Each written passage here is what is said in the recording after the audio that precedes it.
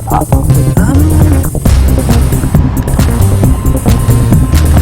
can be lonely.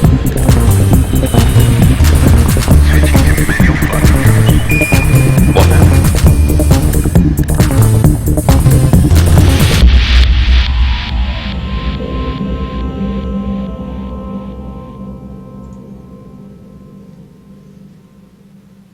Greetings, Commanders, and welcome to episode 93 of Lave Radio, the show that talks about the universe of Elite and the fantastic community that surrounds it. I'm your host, John Stabler, and joining me in the orange sidewinder for this episode are... no comedy intros this week, I'm afraid. We have Ben Moss-Woodward. Yar! How be you this fine year? You're doing your own comedy intros. Okay, let's see if Chris can beat that. And we also have Chris Jarvis. Guten Abend. Well, that's taking too long, but I don't know much else. Ben wins. Yeah, I think so, yeah. Sorry, yeah. I didn't get much warning there. Sorry, I have to admit that's completely the code's fault.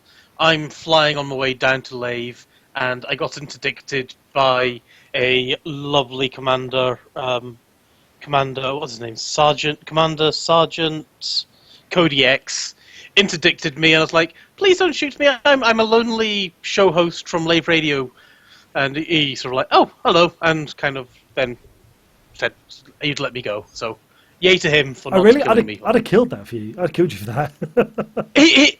No, I mean, I'm lucky if I'm getting 15 frames a second at the moment.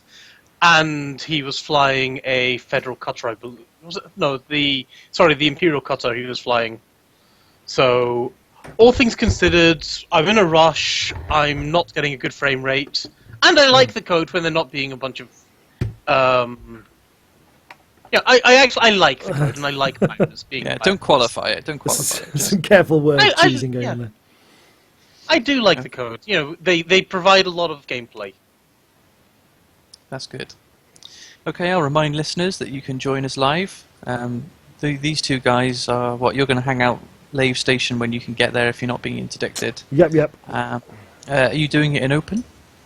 In open Lave Station. Okay, great stuff. I'm getting 10 frames a second in space. I'm not going to try landing on a planet. Okay. Well, you can land at a station with an auto dock, can't you? Yeah. Yeah. Apart from the fact I don't have a dock computer. Oh, we'll buy one. But I need to dock to get one. Oh. Help! You can if you come to the Lave Radio website and go to the live stream, there's a IRC chat channel in there for you to come and speak to like-minded commanders. Or you can tweet us at Lave Radio. You can find us at Lave Radio, laveradio.com is the website, or go to facebook.com/Lave Radio. If anyone's got any questions, chuck them our way and we will try and answer them. So it's just the three of us this week in a hastily put together lineup. I kind of thank you to I don't have it in front of me, to the people who posted on the Lave Radio Facebook page saying, "Hey, is there a podcast tonight?" Because then it made me think, "Oh yeah, it's Tuesday, isn't it?" Page. It's Tuesday, so I know I'll actually go to the document and sign up and say that I can do it.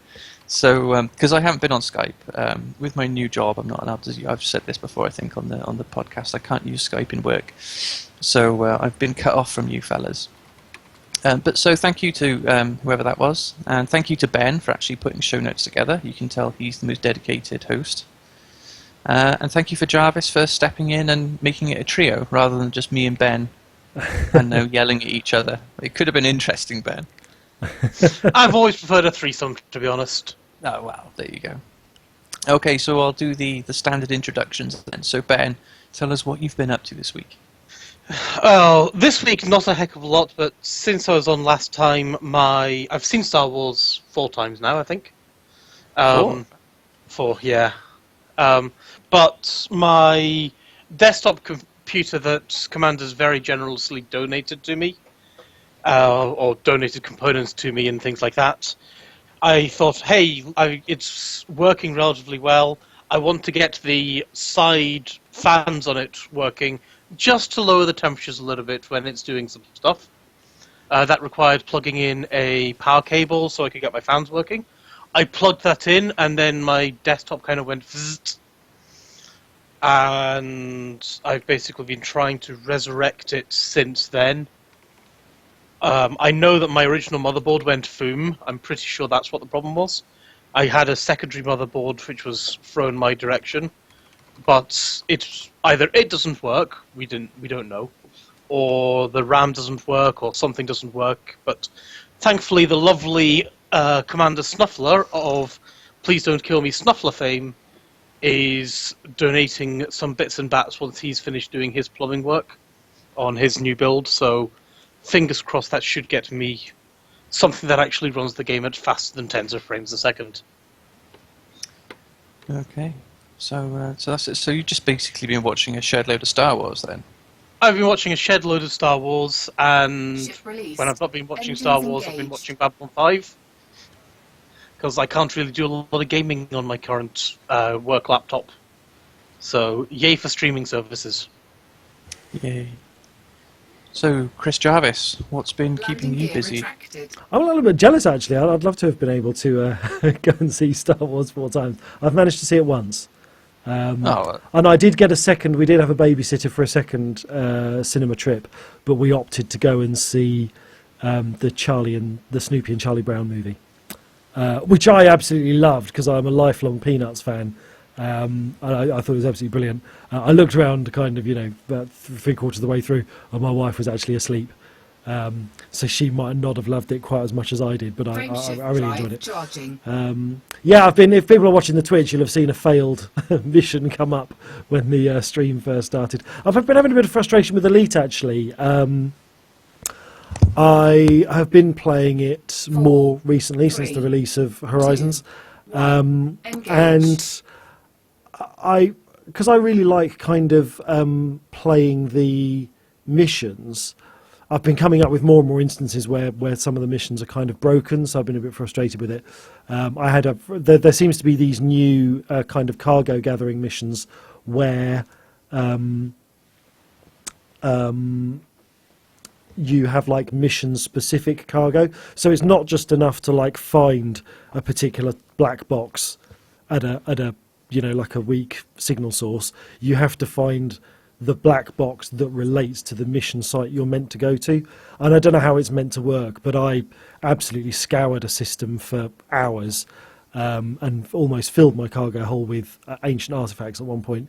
And none of the ones I picked up were the ones the game wanted for me to actually complete the mission. So it's been a bit frustrating because I went onto the forums to kind of report it and discovered that at least 4 other people had reported exactly the same bug as early as sort of mid-December.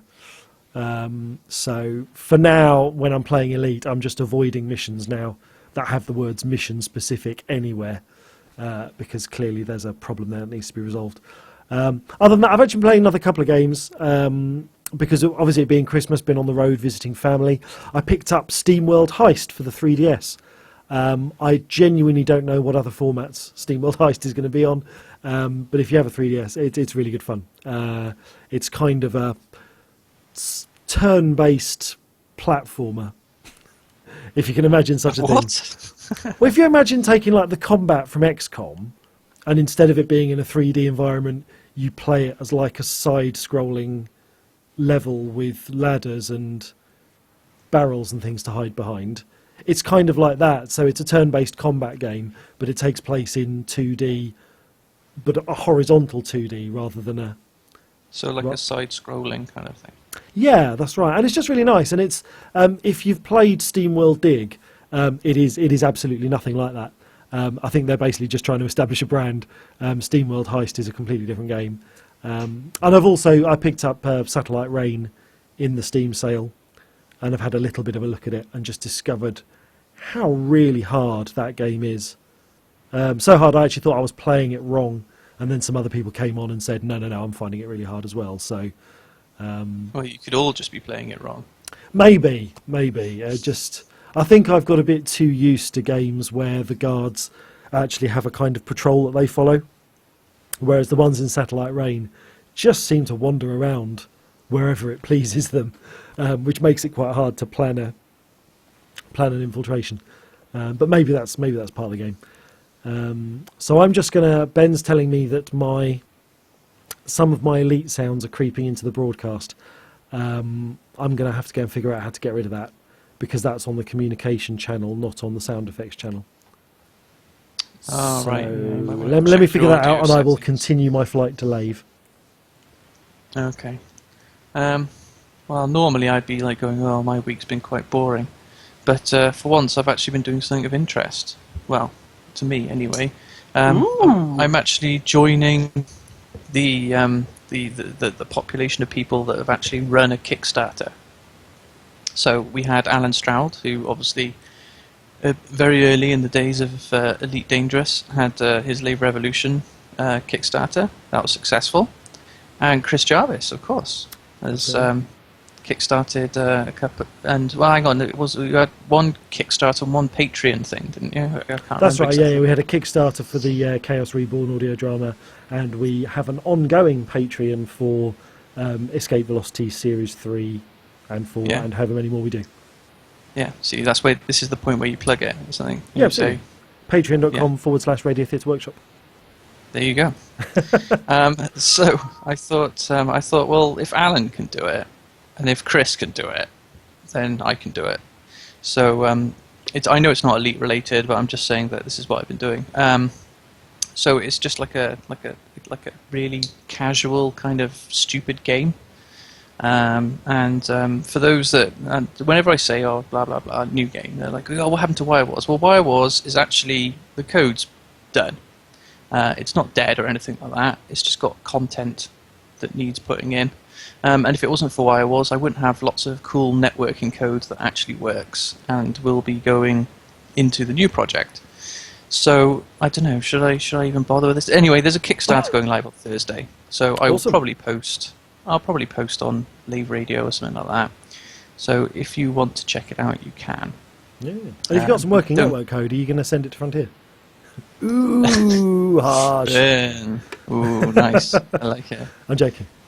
Frontier, we love you. Yeah. I'm joking. I think their network code is a bit more sophisticated than a kind of like Oh, man. a 16-player kind of just server client thing. So that's what I've been doing. Is it's Awesome. Kickstarters are just really tiring because it takes you like 2 weeks to put the campaign together.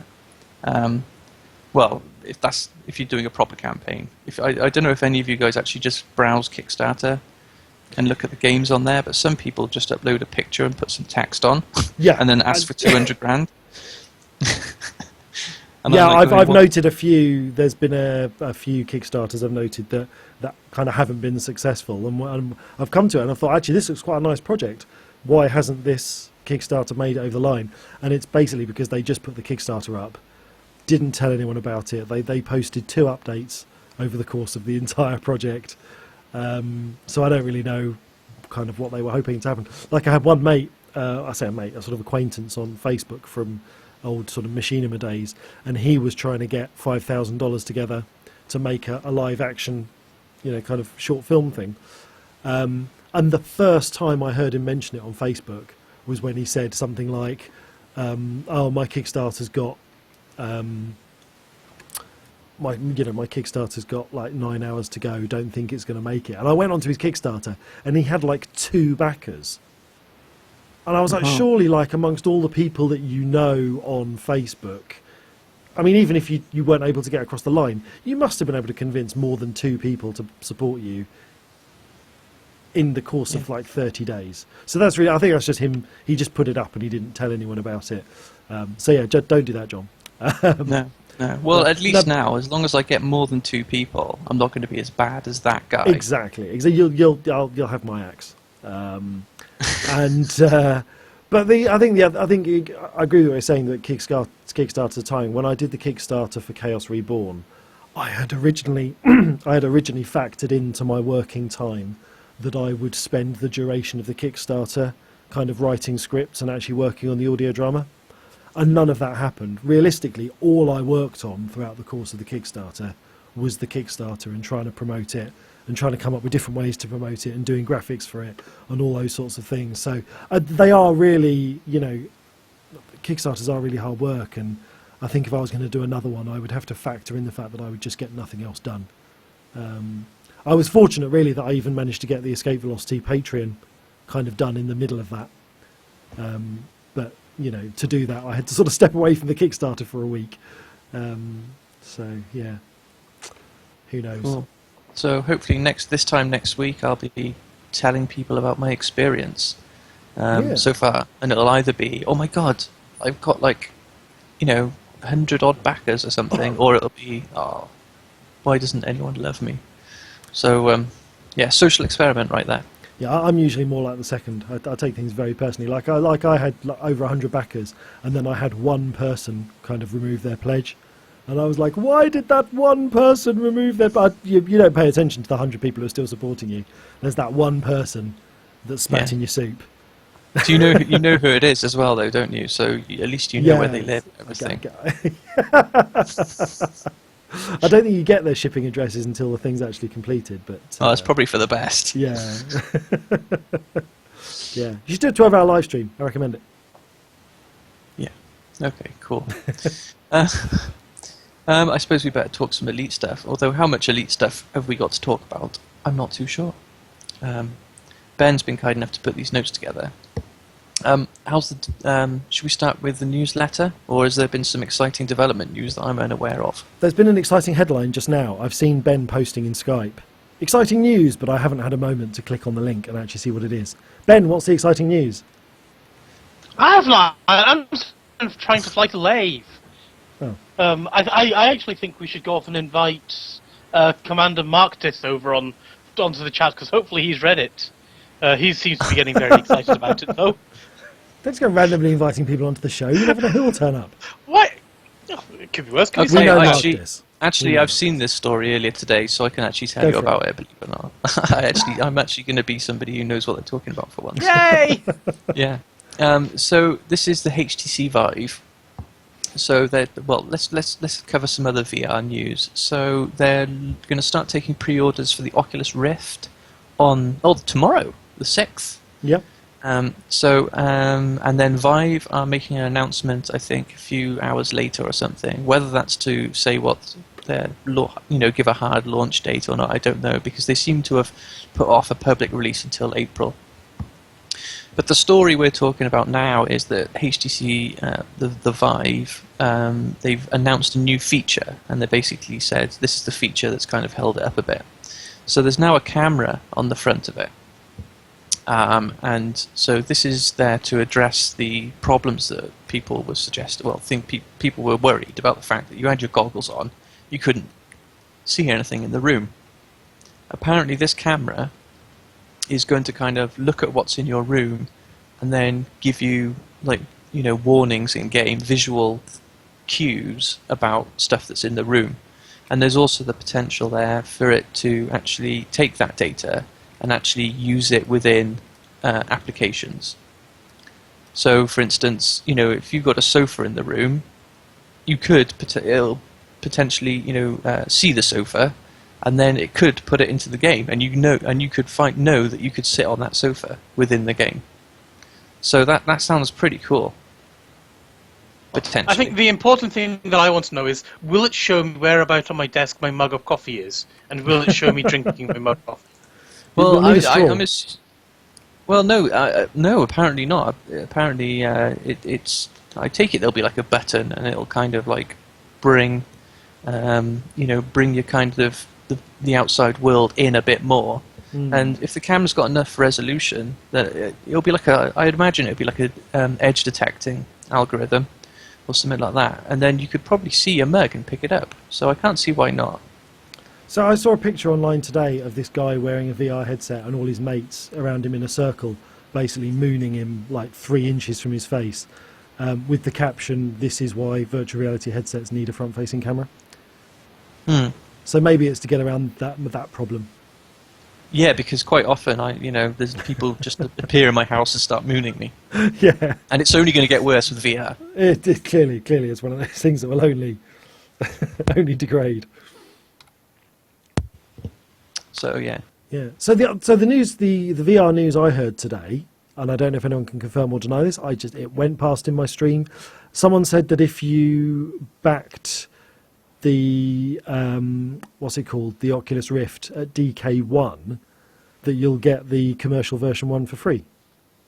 Oh, really? That would I've be heard that as well. exciting. Yep. And Commander Phoenix Fire is actually just very nicely confirming it for us Okay, lovely. here and now. Brilliant. So that's quite a big thing, and that must have been quite a significant, I mean, particularly with the sale to Facebook, that's quite a big thing that they will have to have kind of factored into their costs for the project. Yeah, but I mean, how many people actually backed it at that level? I mean, surely it's chump change to Facebook, you know. And I take it they're doing this before he gives all his money away. Is this before he gives me my Millennium Falcon and Unicorn that I've been promised for sharing his status? Yeah. Well, maybe that's what Zuckerberg meant when he said that he was going to give all his money away. It's just going all to DK1 pledges. Yeah. It's philanthropy of a sort, isn't it? Yeah. Do we that's know, true. is it DK1 pledges at the Kickstarter level, or is it anyone and everyone who bought a DK1, or do we know what exactly it was? I don't know. I don't know. Less know. altruistically, it might be only the Kickstarter people, just to make sure that they're kind of not found to be, you know, legally wanting when it comes to fulfilling their Kickstarter promises. I don't know. Yeah. Okay. Well, I suppose that's good news. So, did any of us actually get DK1 from Kickstarter? Grant must have done. Or did he get one second hand? I can't, like off of eBay or yeah, something. I don't know. I thought Grant had about 2 or 3 DK1s eventually. Yeah, that's because he steals them from people. He's like he's like a full-on Jedi. He just talks people into giving him them. But in his defense, though, he does kind of redistribute them after he gets bored. Yeah, Mm-hmm. So, although to be fair, I haven't received one. Aww. Oh, I had it at my house for about 4 months. Yeah, exactly. And did you actually use it?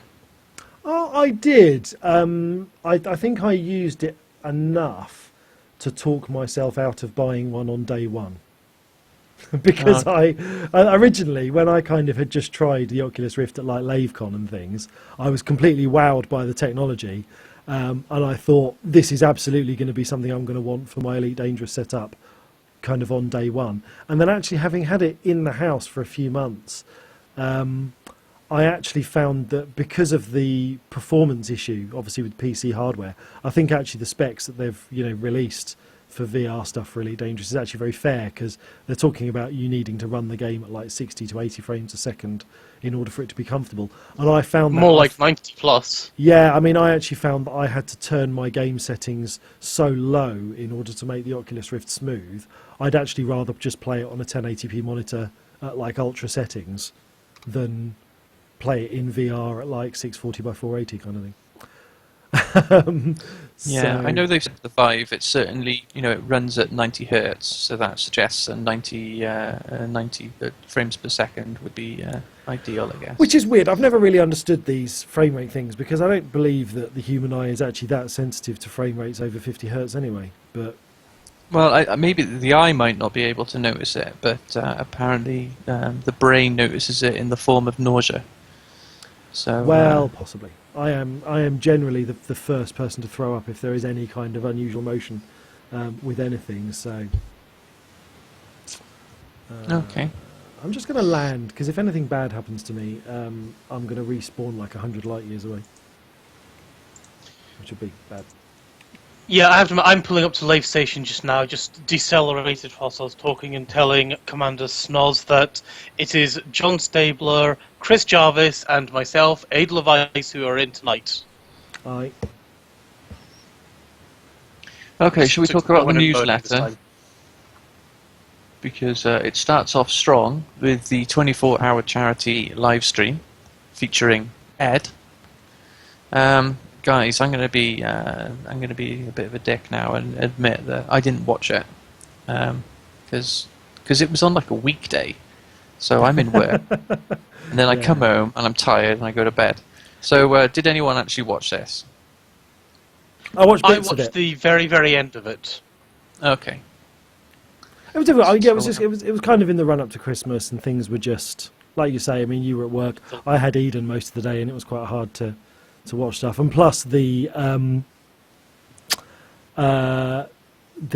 YouTube Live app continues to refuse to work on my Android phone.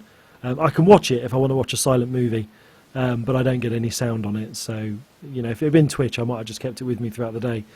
But the bits I watched were very entertaining, and they did really well on kind of really surpassing their target and raising a lot of money. So that was really good. 25 grand for special effect, which Yeah, is that's a huge chunk of change. So well done to Ed and the Frontier team for doing that. That's pretty awesome. Yeah, and that is an excellent charity. The second bit of news, which I think was the coolest thing that I've seen, I don't know how you guys feel, was the Frontier Elite 2 remake video. Yeah, it's nice. It is good. You can tell a lot of effort went into that. So I Should we think play I it? caught it. Should play it if I can figure out. No, it's just not going to be very entertaining for the podcast, though, is it? It'll be great for the Twitch It's viewers. audio but, only. Yeah, Yeah. in terms of audio, we'll basically just be playing the theme from the original Frontier. So apparently Yeah. the Twitch I stream think they'd dropped. rather listen to your. You say Guitar that Hero like it's a bad version. thing. Mark Distington said the Twitch stream has dropped. I don't know what to say. I'm still broadcasting, so I don't know what is going on with Twitch. John, what you were in Twitch, weren't you? I was, but my browser crashed. I will revisit it and I will let you know. Sorry about that, folks. Okay. Hopefully the I stream got an is advert. again. That might mean it'll come back. Yeah. Ben's just trying to dock in Lave Station. Shall I see if I can prang him in the door on the way out? Oh, thank you very much. Let me just get my pips and shields. And remember, I am bigger than you. Are you? What are you in? Econda. Oh, okay. I'll probably keep my ass out of the way then.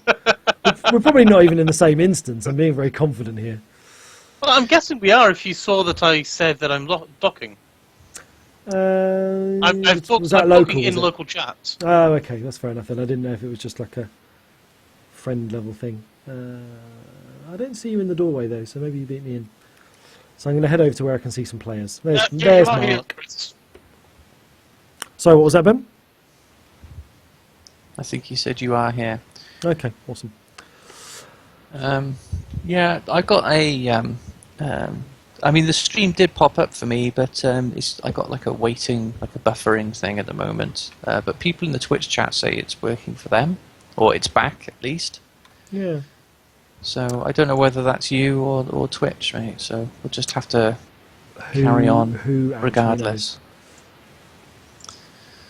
So I'll go back to the news, I guess.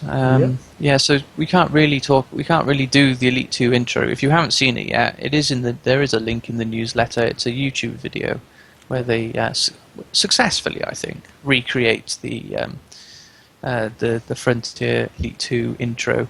In fact, in some respects, it's better because some of the camera work on the cities on the planet's surface was very good. Yeah, And it was nice. Yeah, I was quite impressed. And apparently the bit that took them a lot of effort was the synchronizing of players arriving from hyperspace in the same location. Oh, I can imagine that. So yeah, I was trying to work out how they time the explosion because I never know when I'm attacking a ship when the thing's actually going to explode. Because I was going to try the other day and film a ship flying through an explosion, and the timing on it's really awkward to work out. Yeah, definitely. So well done to those guys. I will actually read their names. It's Commanders Fusion, Sharpshifter, Nosnai, Simmer, and Vonner. So well done, guys. That was. I think we've been talking about who's going to recreate it. For it's on and off for quite a while. So it's good that it's actually been done. And I dare say that it will be done again as soon as we have landing with planets with atmospheres to get a better kind of city feel and clouds and things like that. Apparently I'm hissing. Well, I'm very sorry about that. There's not much I can do. I'm sorry. Right. Horizon's trailer competition. So, I don't know how they got to this, but to celebrate our Star Wars Force Awakens cinema trailer. Okay, no, I did see that. Did you see that trailer when you went to see Star Wars? I saw it and I had my son shout out, I play that game. Well, that's his dad played that game. And I was actually sitting there in my Elite Dangerous pirate t-shirt at the time as well. Oh, nice. Yeah, so I saw it. I was a bit flummoxed, though, why they didn't use footage from the Horizons expansion to kind of sex it up a bit. Was it not the new trailer then? No, it was It's not stuff that was Horizons kind of... Yeah, do you remember the launch trailer? Yeah. It was Yeah. very much like the Xbox launch trailer, wasn't it? Oh, okay. Yeah, Fair enough. yeah. I- But it still I- looked cool. Yeah, I mean, I didn't see the trailer in the cinema because I'll say it's because you can hear me. I went to the cinema with my wife, and we don't get to the cinema in time to watch trailers. Well, that's probably for the best. We get there just as like the card comes up that says, "Here's your film." So no, I missed that. Yeah, because apart from the Elite trailer and no, that was it. There wasn't anything of interest. Oh, Deadpool. That was the only good other thing that I saw.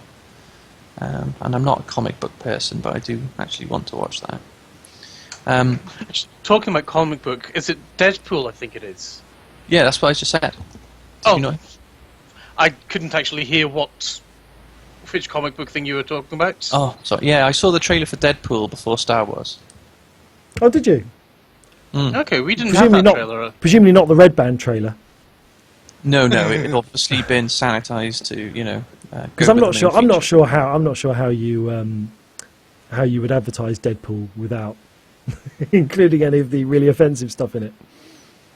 Well, the thing is, it's all right. I mean, what's the point in removing all the swearing and actual violence from a film trailer just to show it at a 12A when you know that?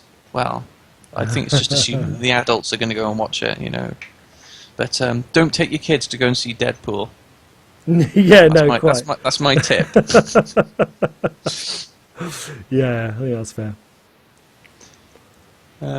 So basically they had this trailer competition where people had to create their own trailer, and I haven't looked at the thread yet. I would like to do that for next week because I'm hoping that I'll be available for the podcast.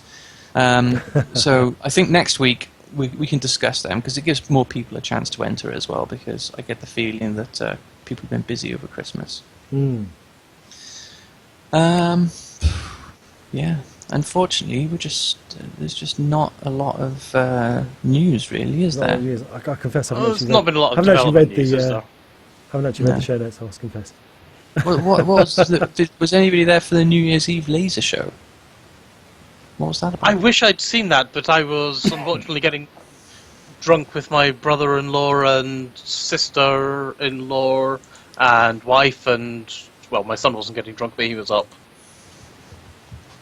Oh, So I missed out on all the lovely community events that were happening over Christmas because I was basically being a dad. Well, I know. Have we got? I don't suppose we've got. I know Grant's not around, but I don't know if David Pearson's listening to the show. Is he? Because there's actually quite a lot going on with Hutton at the moment. But I do not feel qualified to say exactly what is going on. But there is. It's not a community event.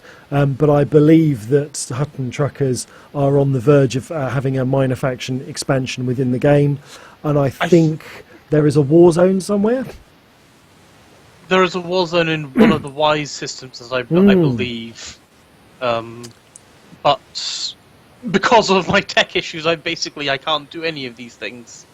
I consider myself lucky that I can sit outside of Lave Station and see the chat come up. Yeah. So it's Wise 0855 0714. Interestingly enough, if you phone that number, you get to speak to a lovely young gentleman. No, I'm kidding. But yeah, apparently there's a conflict zone in Wise 08550714, and you can take the side of the Hutton Orbital Truckers and battle out that war zone, make a whole load of money for yourself, up your elite combat rating, and help the Hutton Truckers with their thing that's not a community goal. I don't know what we should call it. I think that we're expanding into this Wise system, or trying to. Yeah, absolutely. Or you can take on missions in Wise or Alpha Centauri that are missions for Hutton Orbital Truckers, and that will also help increase their influence. I hope that's right. If someone that's involved in it has heard any of that and knows that I am completely wrong about what you need to do, I'm sorry, the Twitch is really boring. Yeah, so that's going on. Please do assist.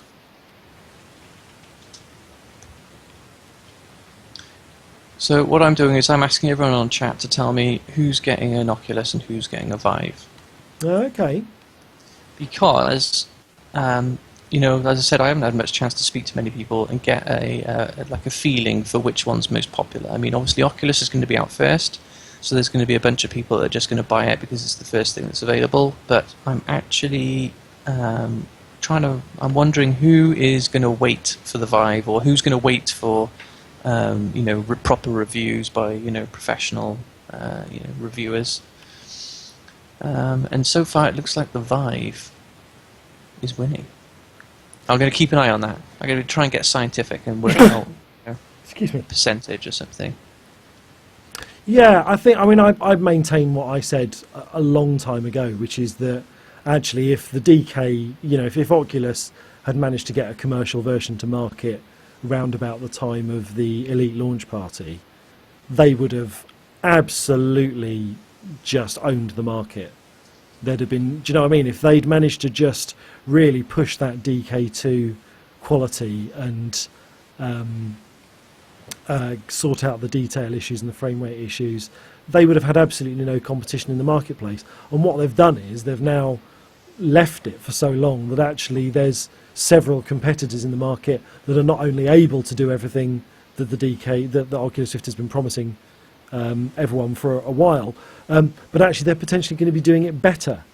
And I think it was a real mistake on Oculus's part to go for so long without a commercial release. I mean, even 6 months ago, they could have claimed kind of solitary ground and given themselves a real head start in the market. But I just think now they're going to have to, every sale virtually they're going to have to share with somebody else. I think, and I think it's, from a business point of view, it's not brilliant. In terms of obviously gamers and consumers, I mean, it's brilliant to actually have some choice and to have a whole load of different things that you can choose from, and hopefully the support from them within games will be pretty transparent.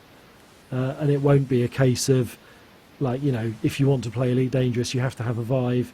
If you want to play COD, you have to have an Oculus Rift, or any of those kind of problems that maybe have historically plagued hardware releases like this.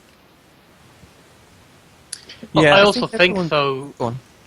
I think that, Facebook or Oculus, whoever you want to say, really shot themselves in the foot with them. Well, their treatment of Frontier and maybe other developers as well, with when they went off and changed their APIs. Because Frontier was all over the Oculus Rift, and they were really working closely together. And then it seems like basically something happened, and Frontier basically said, "Well, until you got," from what I understand, Frontier said something along the lines of, "Until you guys actually give us something solid we can develop against, there's not a lot we can't keep changing the goalposts." Yeah, absolutely. I think that's completely fair. And to be fair, every time David Rabin's mentioned VR recently, he's been talking about him using a Vive, so maybe he has a new favourite. I think because I wouldn't be surprised if, and I'm not saying this as this isn't like me accusing anyone of anything. I'm genuinely not doing that. But I wouldn't be surprised if Frontier didn't make a good number of deals with certain suppliers and developers round about the time of sort of E3 or EGX. because it was after those shows that suddenly all of Frontier's video output moved over to YouTube Live, and also they were suddenly talking about the Vive instead of the Oculus Rift. So I wouldn't be surprised if, having had a chance to go to those industry shows and talk to the people who are involved in these different technologies, I wouldn't be surprised if they didn't make some kind of partnership deal. Not like an official thing, but even just a kind of, you get chatted up by these different suppliers at events like this, and maybe they, maybe YouTube completely convinced Frontier to come over to their YouTube gaming platform instead of using Twitch. I think you're probably right there. I mean, I know for a fact that Vive and Frontier. Vive is basically showcasing Frontier on HTC's stand. So at the what was the recent convention in Birmingham, the ER1 or something like that. That Ed was recently at.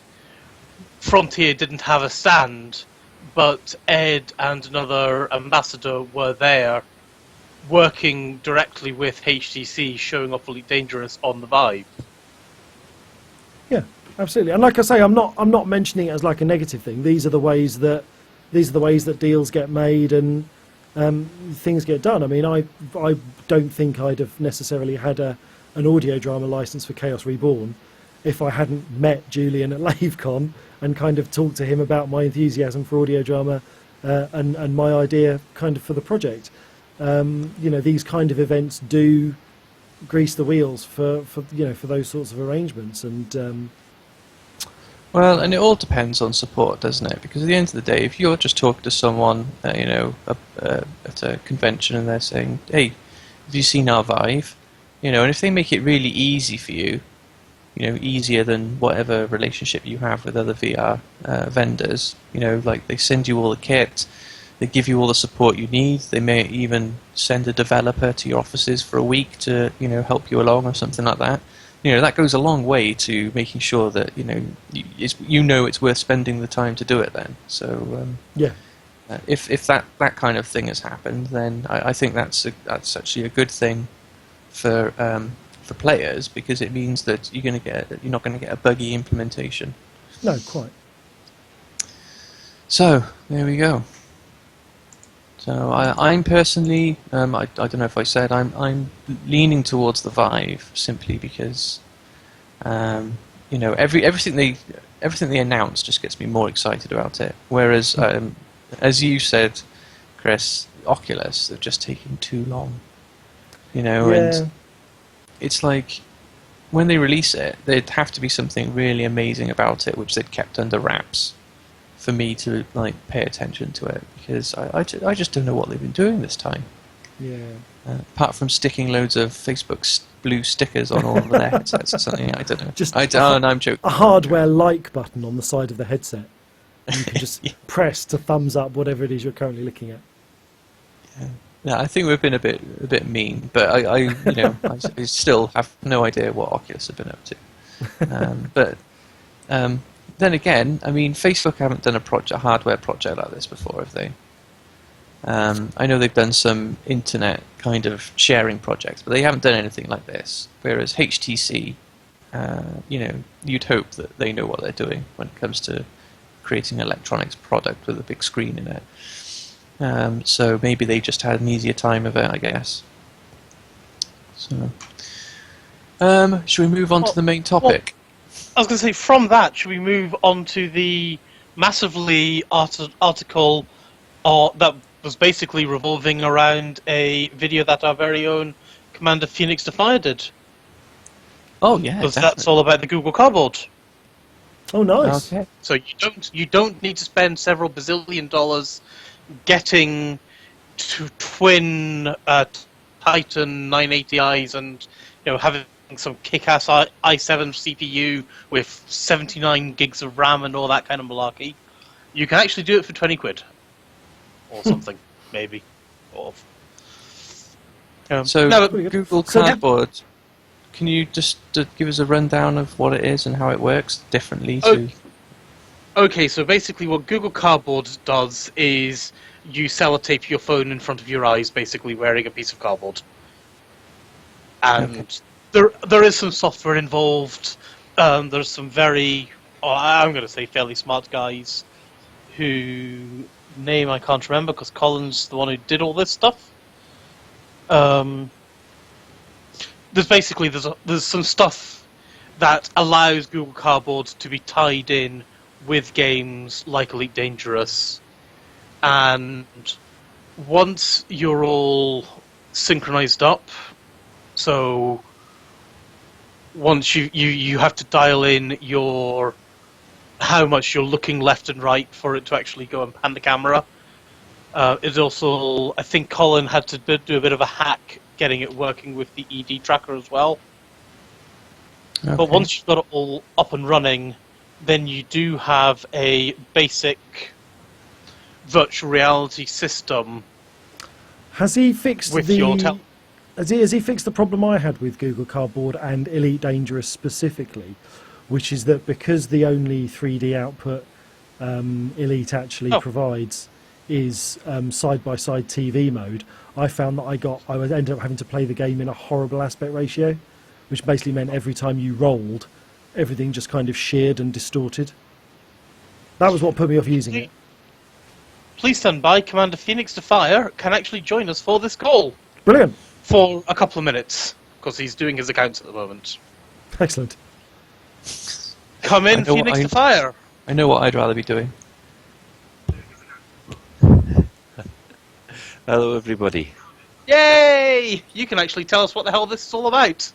Oh, sorry about that. It's adventure accounting from space. I do apologise. Except I can't hear anybody. That's because I put myself on mute. Can you hear me now? I can hear, yes, very quietly, but sorry. it'll do. Yeah, I muted myself so you could talk without me talking over you. Right, well, just to touch on the subject, I knew that I could get Google Cardboard working with standard Elite Dangerous, but I wanted to see because Horizons is up the spec, whether or not it would still work. And I'm pleased to say that it still does. Now, Chris, you said you had problems with the aspect ratios. Yeah, it was horrible. Well, yeah, you still have to put it in side-by-side view, but you can now get filters and things that alter the aspect ratio to actually put things into focus better. Yeah, I know. So- I did discover those. I personally could not get those filters to work at all. I couldn't get them to change the slightest thing about my game. In fact, as a test, because I wasn't sure if I was doing it right or wrong, I actually tried to use the filter software to just change the display to black and white, and I couldn't even get it to do that. So I don't know how those filters are supposed to work, but it's not. It's not an easy end user task. It's quite a complicated bit of hacking. Yeah, it is a little bit of a hack to start off with to get it right and to get it customized for yourself. I mean, bear in mind, I actually don't use the standard Google Cardboard because you can get very cheap headsets with proper lenses and adjustable lenses in them for about 30 to 40 quid. Mine actually cost 20 off eBay, but mine was the Color Cross.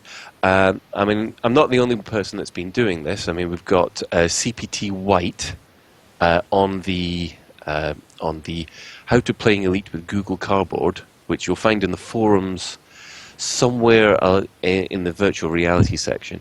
And he's gone through a very, very extensive list of how to actually set everything up using Moonlight and FreeTrack. So if you've got an NVIDIA card, that gives you an added advantage.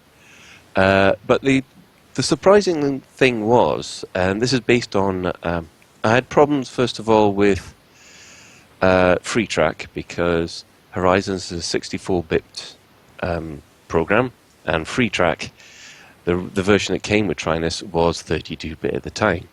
It's since then been upgraded, so you now don't even need to use the ED tracker. Everything's still in Trinus's software. So you get head tracking, you get decent resolution. I won't say it's as good as DK2, but I will say for about for 30 quid, you're able to get a taste of what it's like in VR. Although it takes about 3 or 4 hours to get things set up how you like it. But then again, once you've got it set up, you can go straight back into it again and again and again. Yeah, no, it's interesting. It's interesting. Like I say, I think because I just had a base Google Cardboard. I didn't make it. I bought a kit that was basically just the pure Google spec, and that cost me about, I think, 12 quid or something like that. And I have to say, I really liked it. I really liked the effect. I really liked the kind of the simplicity of it. The things I didn't like was that the little magnetic button on the side was the wrong side for my phone. Yes. And the other problem I had was that it's quite the actual cardboard one. I found after about 15 minutes was really hurting the bridge of my nose. Just because you're basically just resting a piece of cardboard on the bridge of your nose, which is not a comfortable thing to do with rigid cardboard, I can assure you. I completely understand that. But I was quite impressed until I started flying. I was really impressed with the basic effect, and then I realised I needed to sort out this kind of barrel distortion thing, and that was the bit that I just could not get working. And I will say, in kind of as well, because I borrowed your Colour Cross for a while. Thank you very much. The problem with the Colour Cross, as opposed to the cardboard implementation, is if, like my phone, you have to connect it using USB. Because bear in mind, a USB connection will give you the best latency. Yes, it does. If you're using the Colour Cross, you're going to be quite lucky if the Colour Cross has a hole in it where you need to put your USB lead. I found when I tried to use your Colour Cross that I would have had to have drilled a small hole in the side of it in order to actually plug the USB lead into my phone. Yeah, I mean, one of the things that worth bearing in mind for people. Yeah, one of the problems that I have is because I'm wearing glasses, I actually had to cut my Colour Cross up a bit so that I could fit the headset on me while I'm wearing my glasses. Yeah, and it's yours. You can do that. I didn't want to do that to yours while I was borrowing it. Yeah, much appreciated. Yeah, no worries at all. And the reaction was actually quite surprising because I didn't expect massively to pick it up or do anything like that. And I've had sort of people from the Guardian say, "Is this true?" And I went, "Yes. Here's the video. Here's how you do it." So that was quite interesting. But the long and short of it is that I played it for half an hour and a couple of hours after it, and with Horizons, I think my graphics card can't handle the side-by-side view. I've got a GTX 660, and approaching a planet, it was down to 15 frames a second, but then when back up to a single screen, that went up to 28 frames a second. So I think I'm going to have to upgrade the graphics card just to make sure that I can do this in the future. Yeah, I mean, I found with the you've got to bear in mind with I think with anything you're doing Google Cardboard is there is absolutely no point outputting two side-by-side 1080p displays when you only have a single 1080p display on your phone. I mean, do have a careful think about what the actual pixel resolution of your phone is, because anything you're getting the game to render above that is going to be completely pointless. And it wastes not only the processing power on the phone, but it also heats the phone up as it tries to. Yeah, so absolutely. there has been occasions where I thought, "Oh, this headset's getting a little warm." And also worth bearing in mind that if you are using these shaders because these shaders are post-processing shaders, so the game will render its entire image, and then this shader will take that image and resize it. So if you're giving it a smaller image to begin with, actually you're making those filters have to do less work as well.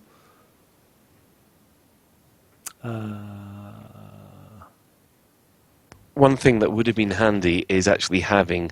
Some people have asked Frontier for, the side-by-side view to actually set that up as a custom instead of a straightforward 50-50 split. But yeah, that's going to be an awful lot of work on Frontier's behalf for not very little reward. So I don't see them doing that. So yeah. Do you think it'd be possible to have some overlap and things like that if they ever do this kind of thing? So you can say, okay, well, this is the field of view for left frame, this is the field of view for right frame, and maybe in the middle the two actually kind of meet and overlap? Well, the software that I use for this Trinus already does that. Okay. The main problem that we have is that your eye, I think it's 8:9, but you're actually getting two screens which are a widescreen format or whatever the format you've got. So you've always got this kind of fisheye look, which can be a little bit disorientating, and that's one of the things that Oculus and Vive actually have done a lot to alleviate. So, but like I said, it's really just to see whether or not you can have a quick sample to have a look at VR and see whether it's for you. You don't want to spend thousands on a graphics card and hundreds on the Oculus Rift headset just to find out, don't like it. No, that's fair enough. I mean, is it basically giving you the same as mouse look? Effectively, yes. There is some. You can actually set up head roll, but I find that a little bit too. Oh, you can set that up, can you? Yeah, you can. You can set up. Pitch, height, and roll. But Okay, is that in the? That's in the. the in Trinus software, yeah. Okay, so that's only in the Trinus software, not in the Elite Dangerous bindings. No, it's not in the Elite Dangerous bindings because it uses Right. FreeTrack. Okay. And as long as you've configured it, I always disable the roll because that's the bit that makes me feel sick. Right. I can look left, right, up, and down without a problem, but as soon as I start rolling my head about, that's when I feel a little, nauseous. Yes, I've been interested in this Fair because enough. I've been discussing the Ed Tracker with a number of people on Facebook recently, because I think there's been a whole load of new players come into the game that maybe haven't encountered the Ed Tracker, and if you're if you're new to Lave Radio or you're new to Elite Dangerous, do have a good hard look at the Ed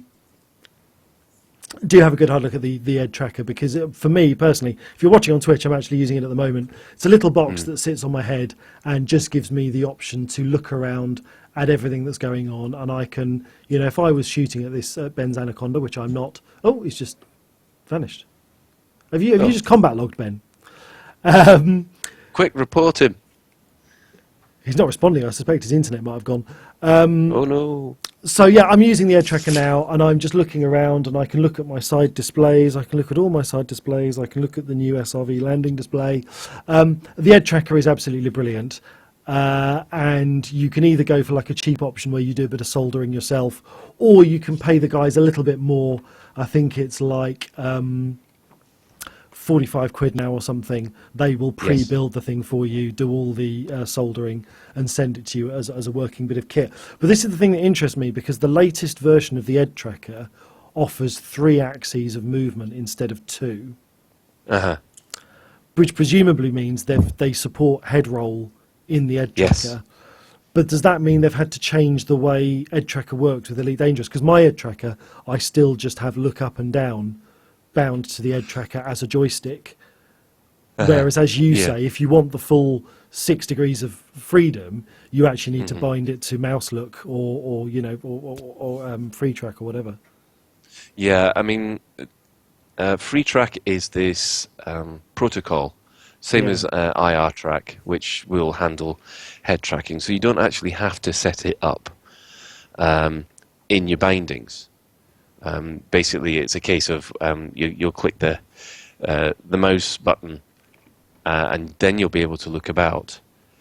I mean, I've got my head tracking set up to bound on my middle mouse button, so that I've got a little bit of control. Otherwise, I think I'd get very nauseous very quickly. But what that will do is that will enable Elite Dangerous to talk to Free Track without having to bind any left, right, up, down mouse or mouse looks or anything like that.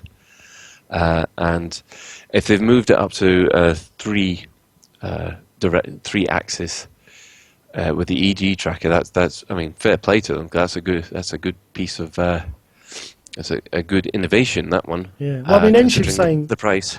Yeah, I mean, Enshiv's saying that his head tracker's quite old, or her, I don't know who Enshiv is. His or her head tracker is quite old and has roll, so it's not that new. And I've just said, I bought my head tracker just after LaveCon 2014, so I don't know.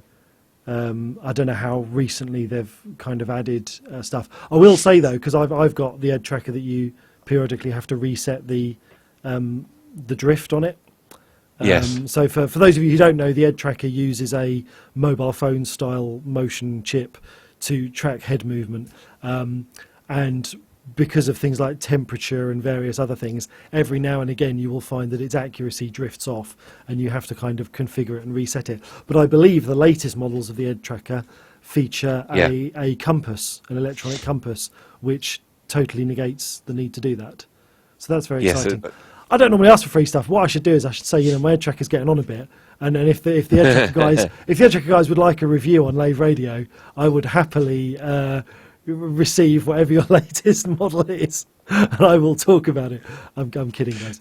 But if you're listening and you haven't tried an Ed Tracker, if you go to an event like Elite Meet or LaveCon, apologies for any of our American or other far-flung cousins who might be listening, because I don't know what events are available in your country. But if you go to these events, people will have VR headsets, people will have Ed Trackers, and most people are pretty happy to let you have a try. I have to say, I tried the Ed Tracker for all of about 3 minutes at LaveCon 2014, before I decided this is definitely something I'm going to need.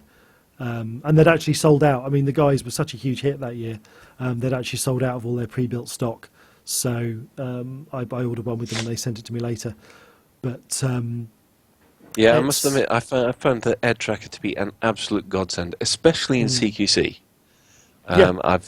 It's just the ability to be able to track and see what direction that someone is actually changing to.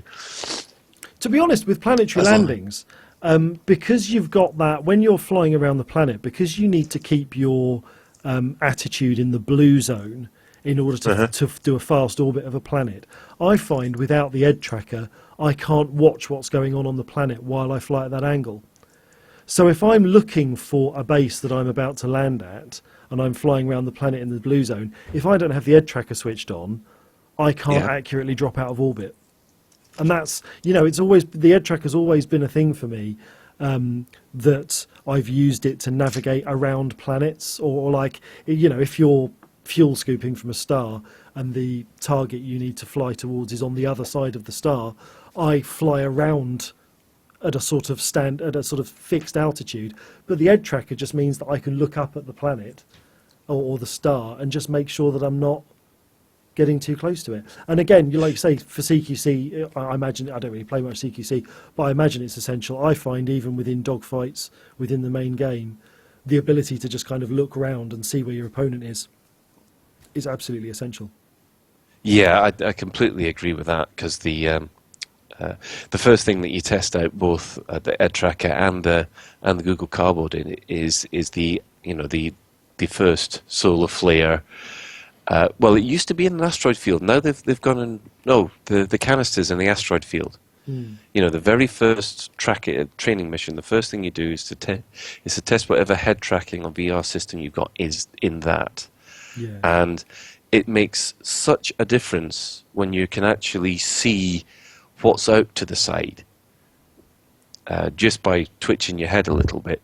That it just, the immersion factor, and I don't want to go on about immersion factor because people just go on about breaking immersion, but the immersion factor is absolutely fantastic. And I'd say the only downside of all this is basically when you've got one of these headsets on, you don't have to look at Pratt.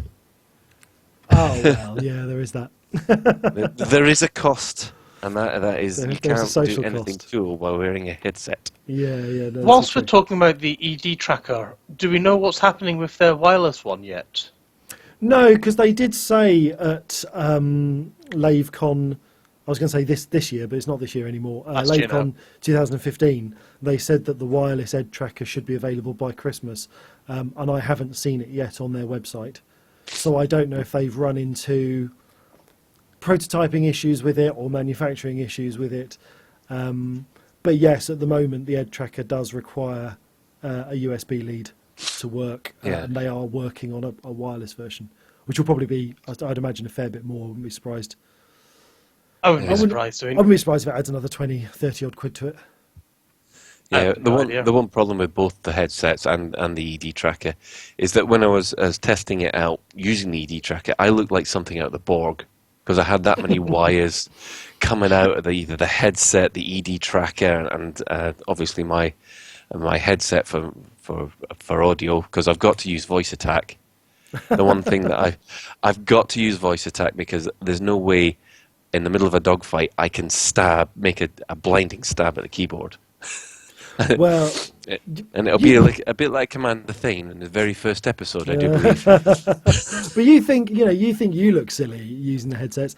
I don't wear headphones to play Elite, so I had to go into Claire's Accessories and buy an Alice band to attach the Ed tracker to. So when I'm playing Elite Dangerous, I'm wearing like an Alice band in my hair, with a Tic Tac box stuck to it. A Because Hello again, Kitty. yeah, Maybe a 'cause- Hello Kitty one. yeah, because I got my Ed tracker before they came with a nice black box that it can go in. At the time I got them, it was just supplied as like a circuit board, and I found a Tic Tac box to to basically house it in, and so that's my look when I'm. Did you pick up a pair of ladies' slacks while you were there? I should have done. I really should have done. But that's occasionally when I have occasionally done Twitch streams with my webcam on and people can see me. Occasionally, you'll see in the Twitch chat people going, "What has he got on his head?" Because not only is it in a Tic Tac box on an Alice band, it's actually attached with white tape, and the USB lead I use for it is also white. So it's certainly not a subtle thing that blends in with my luscious raven locks.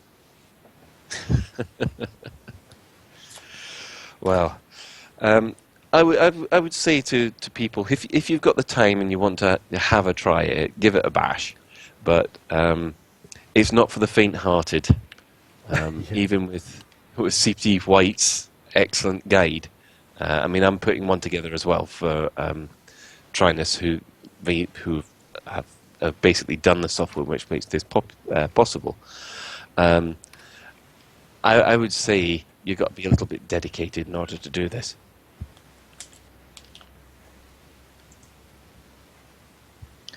Okay, well, if we're done with that, then I'm going to tell everybody that we don't have a main discussion topic this week because it's after Christmas and there hasn't been a lot of news.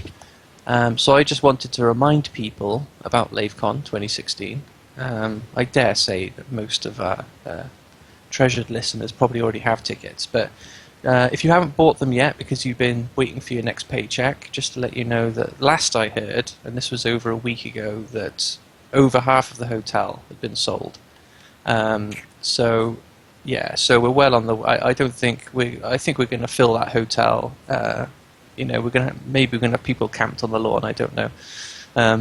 But yeah, if you want to get your tickets, I'd get them sooner rather than later, people. And I'm sure, closer to the time, we'll be discussing it. What exactly is going to be going on. Has anything official been announced? Is Frontier going to be there again? Do we even know that? Silence. I think officially we don't know a lot, do we?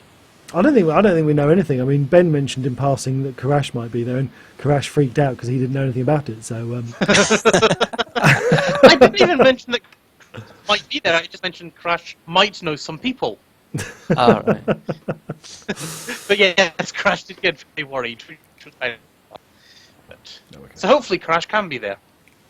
Well, actually, there's me talking about, do we officially know if Frontier are going to be there? We probably won't even know if they're officially going to be there until 3 days before, will we?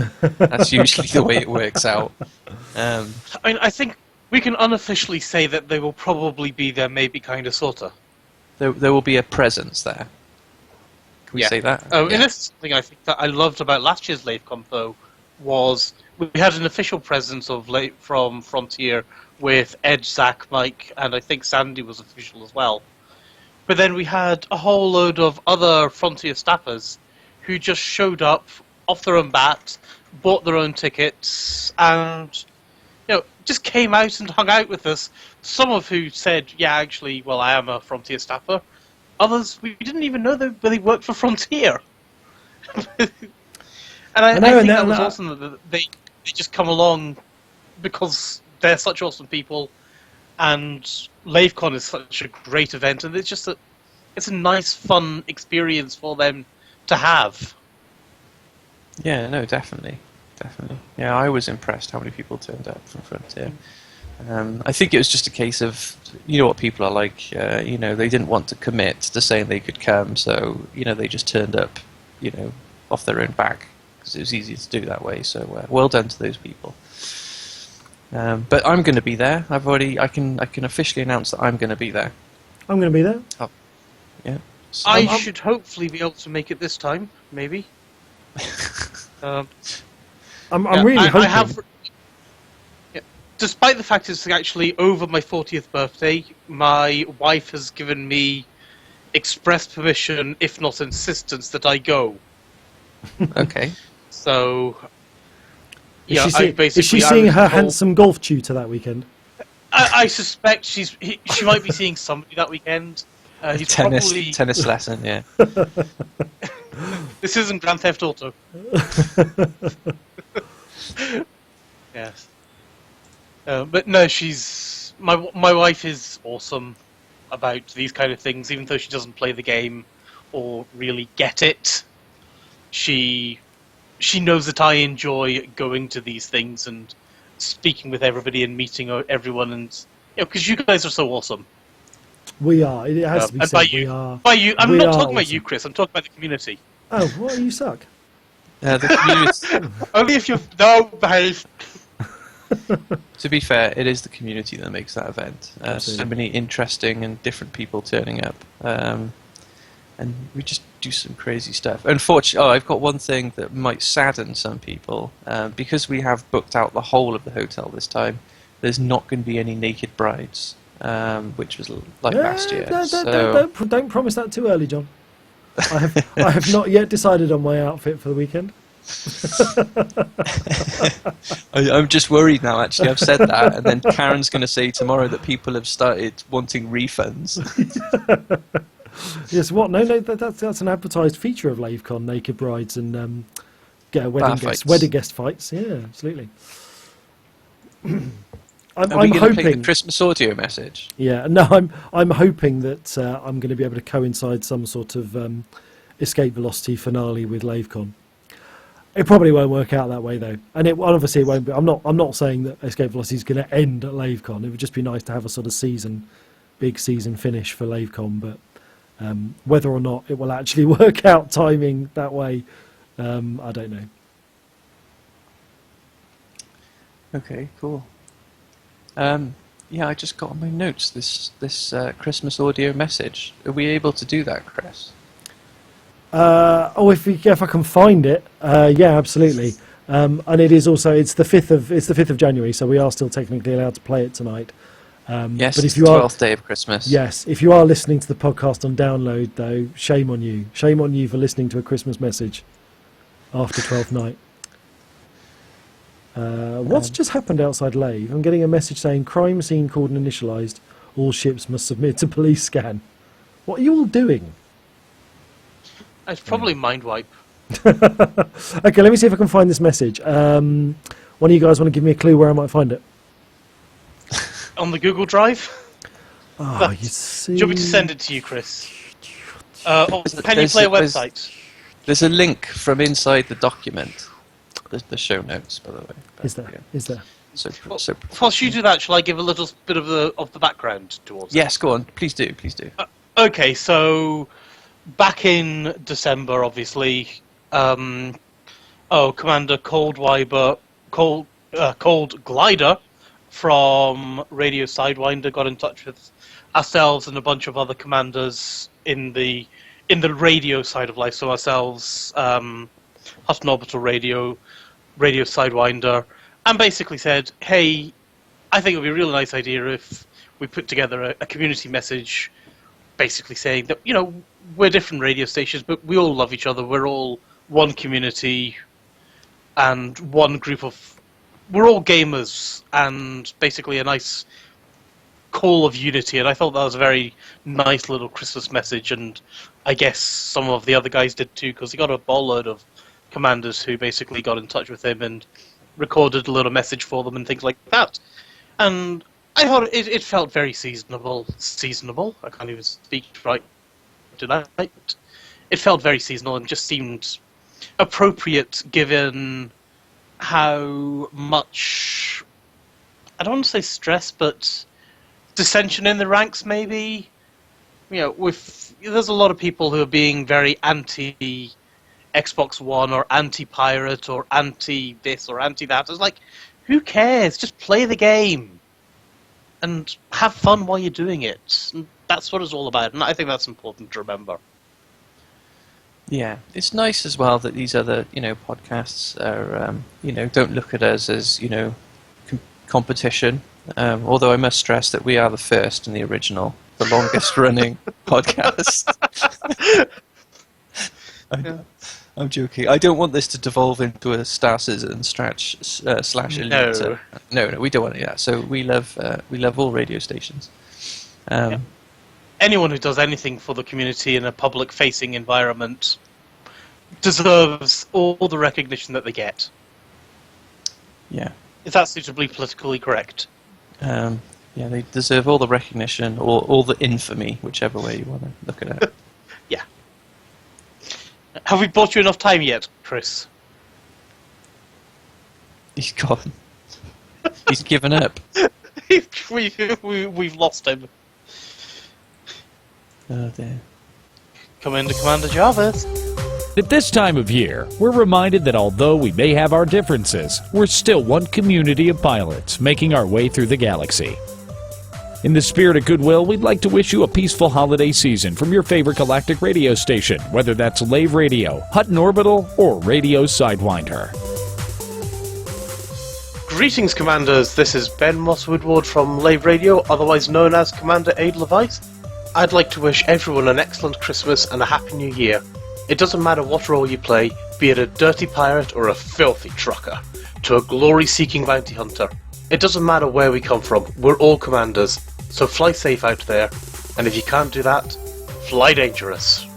This is Cheska Zubriovka from Radio Sidewinder, wishing you and your family a happy holiday season. Ah yes, this is Dr. Arcanon. What do I want this festive season?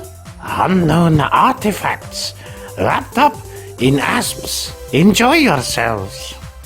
This is Mayor Sechendar from Radio Sidewinder. Have a wonderful holiday and a prosperous new year.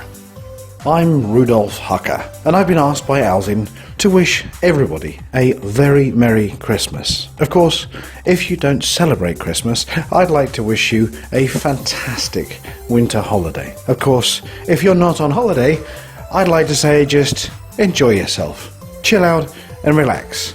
Unless, of course, you're snoz, in which case there are lots of emails to get on with. So this pirate comes up to me, right, and he says, "Festive greetings, Commander." And I said, "Yeah, I sorted you right out," and copped him right in the baubles. This is Commander Ranconius from Radio Sidewinder. We wish you all the best for your entire holiday season, a Happy New Year, and for any of you that aren't celebrating Christmas or any other festivities, we hope you have a great week too. Oh, and I almost forgot. Fly safe, Commanders. Greetings, Commanders. Second Technician Fuzzer Forrester from Lave Radio here. The crew of the Orange Sidewinder would like to wish you and your families a very Merry Christmas. Fly safe, and if you can't do that, fly dangerous. Donna Antonacci would like to wish all of the truckers and all of the pirates a very, very successful Christmas. This is Commander Arbitration from Radio Sidewinder. Merry Christmas and have a Happy New Year. What's that you say? Radio Sidewinder here at Christmas? Good idea. We'll get them a drink. No, we wouldn't use that. I wouldn't use that for cleaning the windows. How about a Centauri Mega Gin? You're not supposed to hit him with the bottle. No more gin for me, Grant. I'm lightheaded enough. Hi, this is Cold Glider from Radio Sidewinder, and I want to thank everyone at Hutton Orbital and at Lave Radio for helping us spread the holiday cheer. And to you, Commander, I wish tax-free trading, metal-rich mining, conquest and combat, and exhilarating exploration in the new year. G'day guys, this is Gluttony. I'd like to wish everybody out there a wonderful Christmas, because I want to steal all your presents in January. Catch you later. Gluttony. Hello, Commander. This is Commander Blackbar of Radio Sidewinder, and I would like to wish you a very Merry Christmas and a prosperous and healthy New Year. Hi, it's Psychico here from Lave Radio and Hutton Orbital Radio, and both stations very much want to wish you a very Merry Christmas and a Happy New Year. Hi there, I'm Commander Neuroplay. Thanks for listening through 3301, and we look forward to broadcasting to you in the new year. Happy holidays! Happy holidays! Happy holidays! Happy holidays! Happy holidays! Happy holidays! Happy holidays! Happy holidays! Happy holidays! Buon Natale from Little Giuseppe to all of the truckers. Happy holidays! Ah, that was nice. That fills me with the Christmas spirit. And do you know what? Technically, that was actually pretty and good. brandy too. Yeah, technically that was pretty good timing as well, because it actually covered a Skype crash, which was really useful. Yeah, it was cool. Good. Yeah, well, I've been away, so I'm not surprised nobody asked me to do a message. I probably couldn't have done one anyway. So, but it's good of Fozza to do one, and you, Ben. Thank you for representing. You didn't see the hand gesture I just did then. But I imagine it was tragic. And Grant, sorry, yeah. Okay, right. Well, it's coming to that time when I think we're going to have to wrap the show up early this evening, because we didn't have a main topic. What we'd like is for people to send us more main topics. I know that there was probably some questions from last year that we didn't get to, but perhaps we can kind of reorganise now next week when everyone's back off their Christmas holidays and get that sorted. So, yeah, and hopefully the year will be, now that Christmas is out of the way and the sort of hiatus is done, hopefully more interesting stuff will actually be happening in Elite, because after a very exciting Horizons release and lots of interesting things immediately following it, it's been a bit quiet really, hasn't it? Yeah, well, I've been busy with my Kickstarter, and you've probably been busy with your audio stuff, haven't you?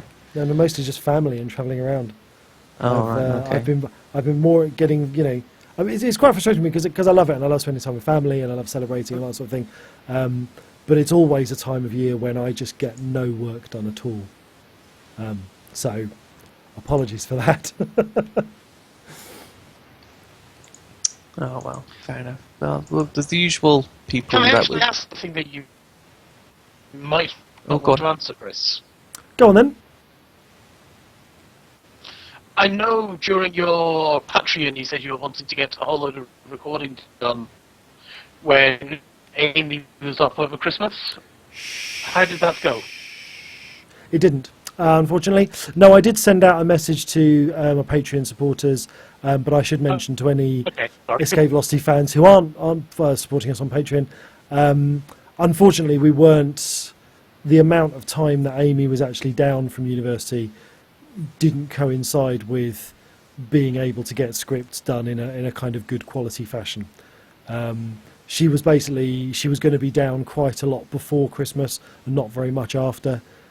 So I had to make a decision on whether I would try and rush getting scripts finished in time, and obviously I made the decision that the quality of Escape Velocity comes first. So what we're looking at is trying to find a time when we can get Amy back down from university, and obviously I'll cover transport costs and stuff like that, which is something that I hadn't originally planned for in the budget, but I'll work around. Because I was sort of saying that it was either that or it was start Series 3 in such a way that Amy's character was written out for a bit. But I really didn't think that made any sense to the story, and it wasn't going to enable me to tell the story from this point that I wanted to tell. So we've had to just let that recording window slide, and I'm waiting to hear back from some of the actors about when we can get together and actually do recording, and what our kind of new target for scripts is. Okay, thank you. Well, I suppose we better shout out to some people who've actually sat with us this evening. Unfortunately, I just went onto the Twitch stream, and there's nobody in the chat there, so I don't know whether there was problems and people gave up. So sorry about that if that's the case. But in the Lave Radio chat, which works as always, we have Penguin, we have Aylesgriff, Alien, Arkenbaust, Azuron, Base 9, Bapster, Highbite, Icefire, Commander Ripped, Tea Time, Woo, Didix, Grand Solo, Neem, Karash is there. Hello, Karash. Mark Dis, Mindwipe, Mr. Midden, Mileson, Pooh, Sneeve. Hello, Pooh. Sneevus. I'm sure someone's trolling us now. Sneevus, Starion, Upper Bottom, my favourite bottom. Ventura, Wurlos, and Witherspoon. So if I did miss you out, sorry, but I think I got everybody.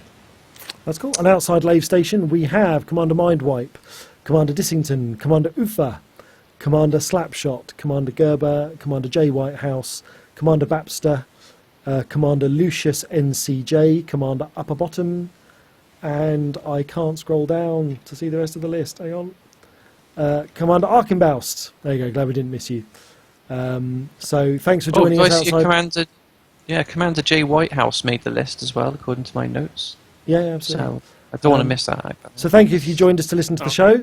Thank you also if you were just a random player passing through Lave who gets a random shout out on the show. There's a few names, a couple of names there I don't recognise, to be honest, but welcome one, welcome all. I think we also have to give a special shout out to Mindwipe, who crazily flew 700 light years to get to Lave. I'm not sure if he's flying back that away, but that's an impressive amount. He probably had some rare goods to sell in Lave anyway. He just wants his brandy. Oh, fair enough. Okay, right, I'm going to wrap it up then. So that's it for another episode of Lave Radio. Just a reminder, if you'd like to get in touch, then you can email us info@laveradio.com. We're on facebook.com/Lave Radio and @Lave Radio on Twitter. We still have the Skype chat channel going. If you want to join that, add Fozzo101 to your Skype contacts, and then you will be admitted. Or you can join our TeamSpeak server, where commanders come to hang out and chat. The host name for that is laveradio.teamspeak3.com. Just a reminder, if you're listening to this on a podcast recording, you can listen live on Tuesday evenings at 8:30 GMT. If you go to laveradio.com/live. So thank you to Chris, and thank you, Ben, for sticking around for, quite a while. Thanks to all the commanders who's joined us in-game or on the chat. And that just leaves me to say, until next time, fly safe, and if you can't do that, fly dangerous.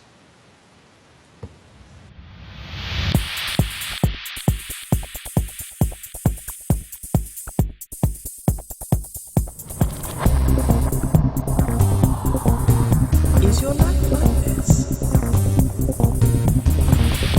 Sounds like someone having an orange inserted.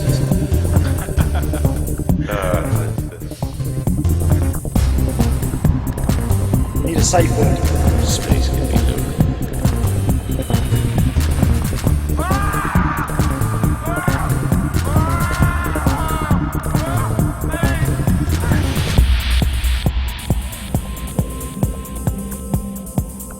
I'm gonna see the galaxy.